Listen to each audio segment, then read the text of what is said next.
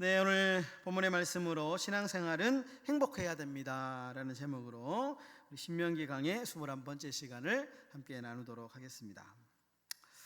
네, 영국의 유명한 작가이자 기독교 변증가인 C.S. 루이스라는 분이 계시는데요, 이분이 쓴 책 중에 스크루테이프의 편지라는 책이 있습니다. 이 책은 아주 오래전에 국내에서도 번역이 되어 있는데요, 이 책의 내용이 참 재미있습니다. 소설인데 어떤 악마의 세계에 아주 고참 악마인 스크루테이프라고 하는 이름을 가지고 있는 고참 악마가 있습니다. 이 고참 악마, 이 악마의 세계에 신참 악마, 신입생 악마가 이제 들어왔는데, 그 고참 악마인 스크루테이프라고 하는 고참 악마가 신입 악마, 이 웜우드라고 하는 신입 악마에게 어떻게 하면 사람들을 미혹에 빠뜨릴 수 있냐, 어떻게 하면 유혹할 수 있는가에 대한 그 자신만이 가지고 있는 노하우를 가르쳐주는 이런 내용이 이 책의 내용입니다. 되게 좀 재미있는데요, 거기 보시면 이 고참 스크루테이프라고 하는 악마가 신참 워무드에게 이런 조언을 합니다. 인간들을 교회에 못 가게 막으려고 너무 애쓰지 마라. 그것보다 훨씬 더 효과적인 방법이 있다. 그들을 교회 안에 그냥 두어라. 매주 예배에 참석하게 하고 헌금도 하게 하고 봉사도 하게 해라. 다만 딱 한 가지만 빼앗아라. 그들의 마음만 빼앗으면 된다. 껍데기만 종교인으로 남겨두면 그들은 스스로 잘 믿고 있다고 착각하며 결국에는 우리의 밥이 될 것이다. 그러니까 신참, 오랜 동안 자신의 경험을 새로 들어온 신참에게 자신의 노하우를 전수해 주는, 여러분, 이 소설이지만 참 소름 끼치는 통찰이 아닐 수가 없습니다. 이 책이 원래 쓰여진 시대가 아주 오래전에 1960년대, 60, 70년대에 쓰여진 책이거든요. 그 당시에 이 책이 나오고 굉장히 화제가 됐습니다. 많은 사람들이 읽고 경각심을 가지게 된 책인데요, 참 소름 끼치는 통찰이 아닐 수가 없습니다. 여러분, 오래전에 한국 영화 중에 밀양이라고 하는 작품이 있었습니다. 이 근처에 이 밀양 동네를 배경으로 한 제목, 영화 이름이 밀양입니다. 아주 유명한 배우 전도연이라고 하는 배우가 나왔는데요, 그 전도연이 주인공인데 그 극 중의 이름이 신애입니다. 신애. 이 사람이 이제 이 신애라고 하는 주인공이 이제 어떤 수도권, 이제 서울 같은 수도권에 살다가 남편을 잃고 밀양, 기억하기로는 남편의 고향인 걸로 기억하는 거예요. 밀양으로 내려와서 자신의 하나뿐인 아들과 거기에서 이제 생활을 하게 됩니다. 그러다가 아들이 유괴를 당하게 되죠. 아들이 다니던 태권도 그 도장에 운전하던, 차량을 운전을 해주던 그 운전사에게 유괴를 당하게 되고 결국에는 목숨을 잃게 됩니다. 그리고 이 유괴범은 교도소로 가게 됩니다. 주인공 신혜는 오랫동안 자신의 아들을 유괴한 이 유괴범을 용서하지 못합니다. 오랫동안 아픔을 겪고 그러다가 교회를 찾아가게 됩니다. 그리고 거기서 자신의 삶을 다시 한 번 더 돌아보게 되고 그 아이를 죽인 살해범을 용서하게 됩니다. 그리고 내가 이제 그 살해범을 찾아가서 용서를 해줘야 되겠다, 큰 마음을 먹고 그 유괴범이 갇혀있는 교도소로 가게 되죠. 그런데 여기서 이제 일이 벌어집니다. 교도소 면회실에서 만난 살인범은 생각보다 너무 얼굴이 평온합니다. 편안한 거예요. 그러면서 이 주인공 신혜에게 이렇게 이야기를 합니다. 아주 충격적인 말을 하는데요, 나는 이미 하나님께 용서를 받았기 때문에 평안하게 살고 있습니다. 주인공 신혜가 이 말을 듣는 순간 충격에 빠집니다. 자신은 한 번도 그 범인을 용서한 적이 없는데 하나님께 이미 자신이 용서받았기 때문에 나는 편안한 생활을 하고 있다. 여러분, 이 유괴범의 말이 맞습니까? 피해자는 용서를 안 했는데 나는 이미 하나님께 용서받았기 때문에 나는 죄책감이 없다, 나는 평안하다. 여러분, 이 말이 맞을까요? 그런 피해자의 고통은 안중에도 없이 이 종교적인 형식 뒤에 숨어버린 아주 잔인한 모습이죠. 그 이후에 영화는 새로운 국면을 맞이하게 됩니다. 그러면서 아주 충격적인 장면들이 막 나오게 되죠. 종교가 형식에 빠지면 얼마나 무서워지는가에 아주 날카로운 지적을 하고 있는 거예요. 그럼 또 하나의 예를 들면요, 마이클 샌델이라고 하는 유명한 교수가 있는데, 이분이 공정하다는 착각이라는 책이 있습니다. 공정이라는 책도 있고요, 공정하다라는 착각이라고 하는 책에 보면 현대 사회가 어떻게 불공정에 빠지는가를 날카롭게 지적하는데, 여러분, 우리 사회를 보면 우리 사회에 딱 짜여진 시스템이 있죠. 보통 한 아이가 태어나면 가정에서 양육을 받다가 일정한 시간이 되면 학교에 들어갑니다. 그리고 일정 초등학교 교육을 받고 중학교, 고등학교, 그리고 대입을 쳐서 대학교를 가게 돼요. 성적에 따라서 성적 순으로 자기가 갈 수 있는 대학을 선택하게 됩니다. 그리고 그 대학에서 또 자신의 어떤 그 노력에 따라서 자신이 들어갈 수 있는 회사에 들어가서 취직을 하게 되죠. 그리고 사회생활을 하게 됩니다. 우리 사회들은 어느 정도 일정이 짜여진 세계 속에 살고 있습니다. 어떻게 보면 이 시스템은 굉장히 공정하게 짜여져 있습니다. 공부를 열심히 해서 성적이 좋은 사람들은 자기의 성적에 맞게끔 이렇게 학교를 선택할 수 있고 취업할 수 있고 자신이 열심히 하는 만큼 성공할 수 있는 구조. 어떻게 보면 시스템은 굉장히 공정하게 보이는데, 그런데 이 마이클 샌델 교수가 이 책에서 지적하는 것이 뭐냐? 그 이면에 완벽하게 보이는, 형식적으로는 완벽하게 보이는 이 시스템 안에 불공정이 숨어 있다는 거예요. 똑같은 어떤 시스템에 두 아이가 있다고 칩시다. 그런데 한 아이는 태어날 때부터 대통령의 아들이에요. 대통령의 아들로 태어난 거예요. 그런데 한 아이는 빈민가에 태어났다고 생각해보면 이미 이 출발 자체가 환경적인 불평등이 있다라는 거예요. 그래서 우리 사회가 이 환경적인 불평등, 어쩔 수 없는 물리적인 간극을 좁혀나가는 노력을 해야 된다 라고 하는 것이 이 책의 핵심입니다. 제가 설교를 시작하면서 세 개의 예화를 들었죠. C.S. 루이스의 스크루테이프의 편지, 그리고 영화 미량, 그리고 마이클 샌델 교수의 공정하다는 착각. 여러분, 이 세 개의 예화가 우리에게 주는 한 가지 공통된 주제가 있습니다. 형식이 본질을 앞서면 안 된다는 거예요. 형식에 빠지면, 본질을 놓치면 우리 인간은 어떻게 되느냐?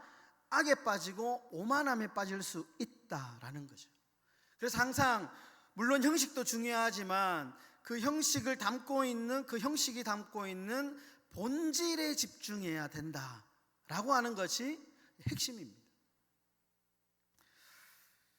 여러분, 오늘 이 세 개의 예화를 그대로 오늘 본문 속에 좀 이렇게 대입을 해서, 여러분, 광야 40년 동안 이스라엘 백성들이 보여준 모습을 한번 생각해 보십시오. 그들이 모세의 인도로 출애굽을 했죠. 그리고 40년 동안 광야 생활을 합니다. 그런데 이들이 보여준 하나님을 상대로 보여준 이들의 모습은 어떠했느냐? 너무너무 비참했습니다. 그들은 늘 하나님의 은혜를 경험하고 기적을 경험하고 하나님을 몸소 대면했던 특별한 민족이었어요. 그런데 그럼에도 불구하고 그들은 늘 불순종하고 심지어 원망하고 신의 산 밑에서 무엇을 만들었습니까? 금송아지를 만들고 우상을 섬기면서 하나님의 마음을 아프게 했습니다. 겉으로는 형식적으로는 하나님의 백성이라고 하는 형식을 가지고 있었지만, 그러나 그들의 내면, 이 본질은 너무나도 완악한 상태요, 불행한 삶을 살고 있었다라는 것입니다. 그런 그들을 향해서 모세는 오늘 본문을 통해서 아주 근원적인 질문을 던지고 있는데, 이렇게 이제 12절에 보시면 이렇게 얘기하죠. 이스라엘아, 내 하나님 여호와께서 내게 요구하시는 것이 무엇이냐? 이 질문을 조금 추상적일 수 있는데 오늘날 언어로 바꾸면 이런 말이 됩니다. 야, 지금 너 괜찮아? 지금 너의 신앙생활이 괜찮게 하고 있는 거야? 이런 질문이에요. 아무런 문제가 없어? 이런 질문. 이스라엘아, 내 하나님 여호와께서 너희에게 요구하시는 것이 무엇이냐? 너 신앙생활 똑바로 하고 있는 거 맞아? 이런 질문인 거예요. 여러분, 오늘 이 질문은 우리에게도 동일합니다. 여러분, 매주 반복되는 신앙생활에 지쳐가는 저와 여러분들을 향해서 하나님은 우리에게 그 옛날 이스라엘 백성들, 모세가 이스라엘 백성들에게 했던 질문, 내 하나님 여호와께서 너에게 요구하시는 것이 무엇이냐? 지금 신앙생활이 행복하냐? 그렇게 우리에게 질문하고 있다라는 것입니다. 우리 사랑하는 성도 여러분이 근원적인 질문 앞에 오늘 설교 말씀을 통해서 신앙의 진정한 행복을 회복하시는 저와 여러분들의 삶이 다 되시기를 예수님의 이름으로 축원합니다. 첫 번째 말씀인데요, 하나님은 형식적이고 기계적인 믿음을 원하지 않습니다. 우리 한번 읽도록 하겠습니다. 하나님은 형식적이고 기계적인 믿음을 원하지 않습니다. 함께 읽겠습니다. 시작. 하나님은 형식적이고 기계적인 믿음을 원하는 것이 아닙니다. 첫 번째 대지가 너무너무 중요합니다. 너무너무 중요합니다. 16절의 말씀을 우리 다 같이 한번 띄워주시고 읽도록 하겠습니다. 시작. 그러므로 너희는 마음에 할례를 행하고 다시는 목을 곧게 하지 말라. 여러분, 여기 할례라는 단어가 나오는데요, 아시는 분은 다 아시겠지만 이 할례라고 하는 것은 당시 이스라엘 백성들에게 있어서는 아주 중요한 행위 중에 하나였습니다. 할례라고 하는 것은 구별되는, 나는 하나님의 백성이다, 나는 세상 민족과 다르다라고 하는 이 상태를 몸에 새기는, 남자의 표피, 생식기 표피에 새기는 아주 중요한 하나의 행위였습니다. 그래서 유대인들은 반드시 태어나면 할례를 했죠. 이 할례를 함으로 인해서 나는 하나님의 선택받은 민족이야 라고 하는 것을 육체적인 몸에 새기는 작업이었습니다. 아주 중요한 것이었죠. 그런데 모세는 지금 몸에 행하는 할례가 아니고 어디에 할례를 행하라고 말하느냐면 마음에 행하라 이렇게 말합니다. 마음에. 아주 큰 의미가 있죠. 본질에 집중하라는 거예요. 본질에. 눈에 보이는 겉이 아니고 우리의 마음, 눈에 보이지 않는 곳에 집중하라. 할례를 행하라. 여러분, 우리가 신앙생활을 하다가 보면, 오래 하다가 보면 무서운 영적인 질병이 있습니다. 바리새인 증후군이라는 것에 빠집니다. 자칫 잘못하면 신앙생활 오래 하잖아요. 10년, 20년, 30년. 저 같은 사람들, 특히 목사 같은 사람들 오래 하다가 보면 바리새인 증후군이라고 하는 것에 빠지는데, 이 뭐냐 하면 자꾸 이제 형식적으로 신앙생활이 변한다는 거예요. 자꾸 가면을 쓴다는 거죠. 가면을. 바리새인들이, 예수님 그 신학에 보면 바리새인들이 그렇잖아요. 자꾸 형식에 중요하게 생각하고 형식에 빠진다는 거예요. 특히 이제 저 같은 목사들은 이 바리새인 증후군에 빠지지 않도록 늘 조심해야 됩니다. 늘 앞에 나와서 예배를 인도하고, 늘 헌금 생활도 열심히 하고, 나름대로 정말 기계적으로, 그죠? 주일 되면 하잖아요. 이렇게 하다가 보면 이렇게 생각하는 거예요. 아, 내 신앙에 문제가 없다, 나는 잘하고 있다, 이런 착각에 빠진다는 거예요. 이것이 바리새인 증후군이라는 거예요. 그리고 어떻게 되느냐, 그렇게 못하는 사람들을 나의 색안경을 끄고 이렇게 바라보는 거예요. 그럼 내 기준으로 판단하고 정죄하는 거예요. 아주 무서운 병이죠. 여러분, 하버드 대학교 심리학과에서 종교성과 인간의 심리라고 하는 연구 결과를 발표한 적이 있습니다. 이거는 이제 종교라고 하는 기독교뿐만 아니고 모든 종교를 포함하는데요. 다 조사를 해보니까 이 종교를 가진 사람에게는 두 분류의 사람이 있답니다. 첫 번째는 외재적 종교성을 가진 사람이 있대요. 외재적. 두 번째는 내재적 종교성을 가진 사람이 있다는 거예요.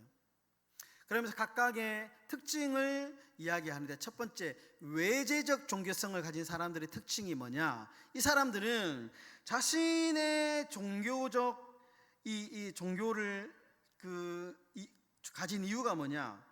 이유가 있다는 거예요. 자신의 사회적인 지위나 아니면은 마음의 위안을 얻기 위해서, 아니면은 도덕적인 자만심 때문에 자신의 종교를 가지고 있다는 거예요. 외적인 종교죠. 동기죠. 자신의 지위가 이만큼이니까 어느 정도 나는 이만큼의 위치에 맞는 종교를 가지고 있어야 돼. 나는 괜찮은 사람이야 라고 하는 도덕적인 자만심에 빠져서 종교를 가진다는 거예요. 이것이 외재적 종교성이라는 거예요. 두 번째 특징은 내재적 종교성인데, 이 사람들은 그저 그 종교적인 가치 그 자체를 목적으로 삼는 거예요. 그래서 자신의 내면을 변화시키는 데 집중한다는 거예요. 여러분, 흥미로운 사실이 있는데, 외재적 종교성을 가진 사람들은 특징이 뭐냐? 종교 활동을 열심히 하면 할수록 타인에 대한 편견이 심해지고 자기 중심성이 강해진다는 거예요. 그리고 자신의 종교에 행복을 느끼지 못한다는 거예요. 반대로 내재적 종교성을 가진 사람, 그 종교 자체의 목적을 가진 사람은 이 종교 생활을 하면 할수록 평안을 누리고 타인을 향한 공감 능력이 뛰어나게 되고, 그리고 행복을 느낀다는 거예요. 그러면서 이제 신앙생활, 종교 생활은 후자가 되어야 된다. 여러분, 오늘 하나님께서 이스라엘 백성들에게 요구하시는 마음의 할례를 행해라. 이 하나님이 이스라엘 백성들에게 요구하시는 참된 신앙이 바로 뭐냐? 이 내재적 변화. 하나님 한 분만으로 만족합니다. 이것이 내재적인 신앙심이죠. 다른 외적인 것이 아니고 나는 하나님 한 분만으로 만족합니다. 하나님을 믿는 그 믿음을 가지고 행복해하고, 하나님이 나의 아버지라는 사실만으로, 나는 하나님의 자녀라는 사실만으로 너무 행복해하며, 그죠? 하나님이 기뻐하시는 삶을 살아가기는 순수한 내재적 신앙을 하나님이 요구하신다라는 것입니다. 14절의 말씀을 우리 한번 읽어보도록 하겠습니다. 14절 한번 띄워주시고요. 읽겠습니다. 시작. 하늘과 모든 하늘의 하늘과 땅과 그 위의 만물은 본래 내 하나님 여호와께 속한 것이로되. 여러분, 온 우주 만물이 다 하나님의 것이죠. 온 우주 만물이, 세상의 금도 은도 모든 피조물도 다 하나님의 것이죠.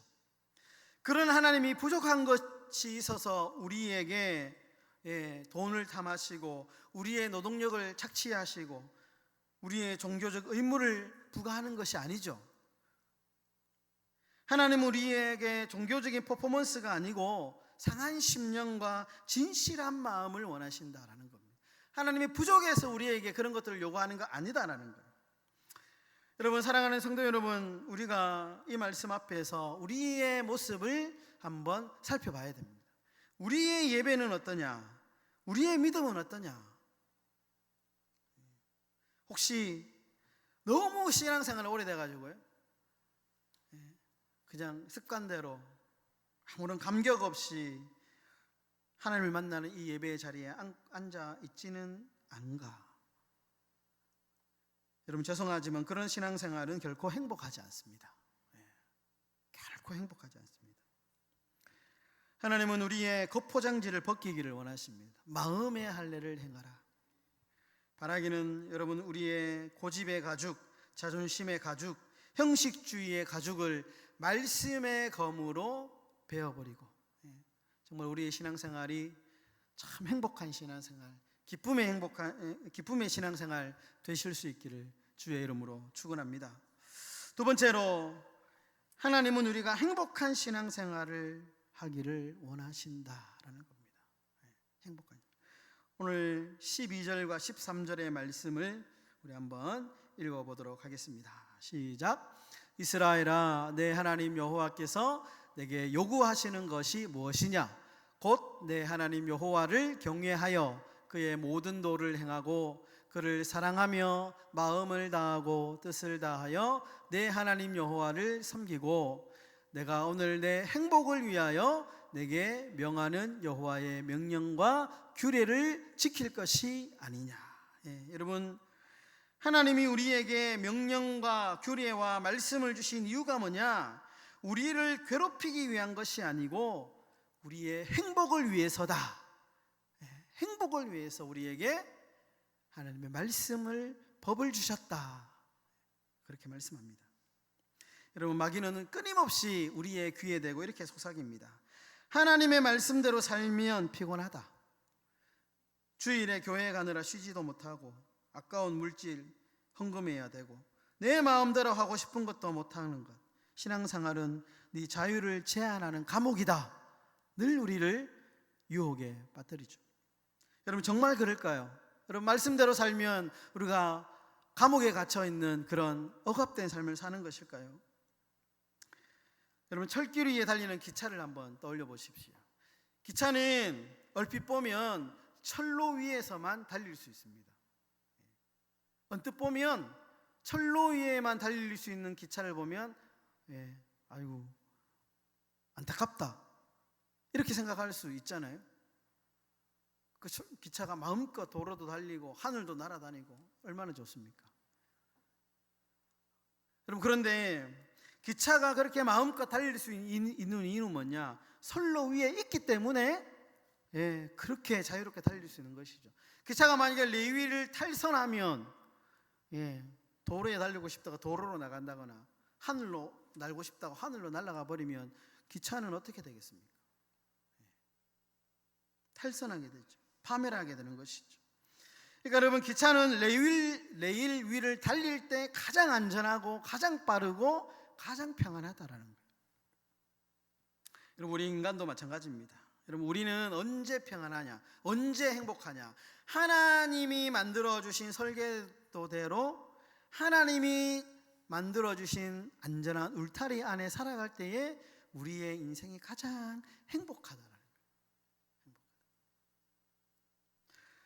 또 하나의 예를 한번 들어볼까요? 누가복음 15장에 보시면 너무나도 잘 알고 있는 탕자의 비유가 나오죠.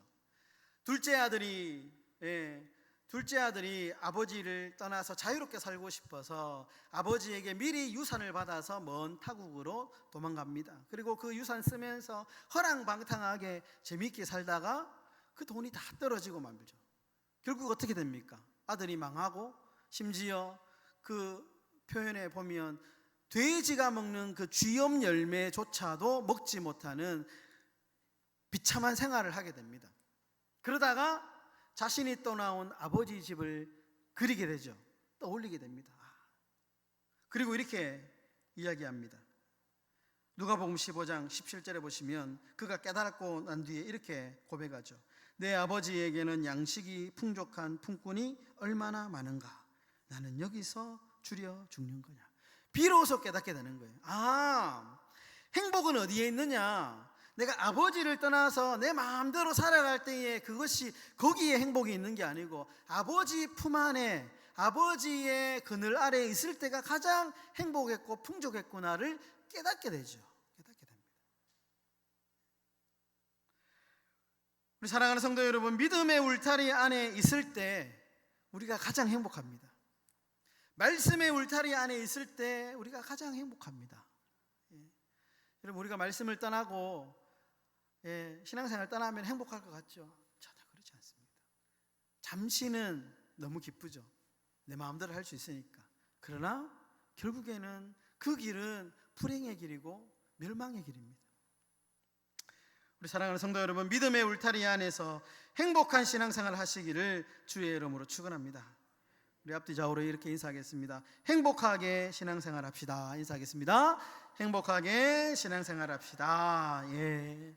말씀을 정리하겠습니다. 여러분, 중세 교회사에서 가장 어두웠던 시기가, 교회 시대에서 가장 어두웠던 시기가 언제냐 하면 이 루터가 종교개혁하기 직전 16세기 중세시대, 가장 어두웠던 시대입니다. 그 시대는 어땠냐면 로마 가톨릭 교회가 성 베드로 대성당을 짓기 위해서 사람들에게 면죄부, 죄를 면하는 특권을 판매했어요. 돈을 받고 판매했습니다.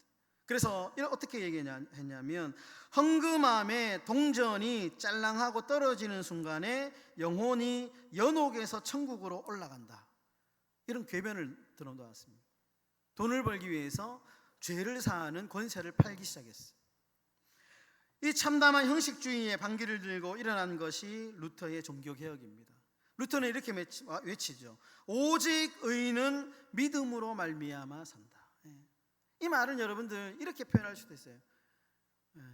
우리의 신앙생활이 행복한 신앙생활은 뭐냐? 형식이 아니고 믿음이다. 믿음. 본질이다. 본질을 붙잡아야 된다. 그러면 우리의 신앙생활이 행복해질 수 있다. 외적인 행위나 돈이 아니라 그 십자가의 은혜, 하나님의 사랑을 붙잡으면 우리의 신앙생활이 기쁘고 행복해질 수 있다라는 것입니다. 여러분, 하나님은 오늘 우리에게 대단한 종교적인 업적을 요구하는 것이 아닙니다. 주님이 우리에게 원하는 것은 우리의 마음, 우리의 심령, 우리의 본질입니다. 여러분, 바라기는 형식주의를 깨뜨리고 진정한 행복을 누리면서 사랑의 관계로 승리하는 그런 우리 행복한 교회 성도들 다 되시기를 예수님의 이름으로 간절히 축원합니다.